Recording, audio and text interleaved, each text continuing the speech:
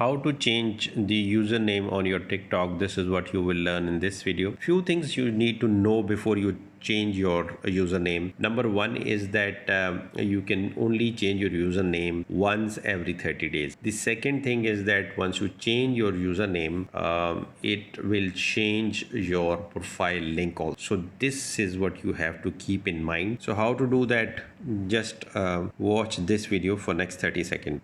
So you have to open the TikTok account, and then you have to go to your profile, and once you are on your profile page, you need to click the edit profile. In the edit profile, you will see the name also. You can change from here, and you can also see the username. So since we are only interested in username, so I'm just going to change it to let's say I just give it to the name of TW and then maybe 744, and it is saying that the username isn't available. Try a suggested username or enter a new name. So I'm just going to add 10 in it. It is still not available. I'll just add one more zero, and this is available, and I'm just going to click save. Once you'll click the save button, you will get this message update username where it is saying that you can change your username once every 30 days and sync name to DW. Just click confirm and your username should change. As you can see that it has changed my link also, and it has changed my name to the new name. Thanks for watching.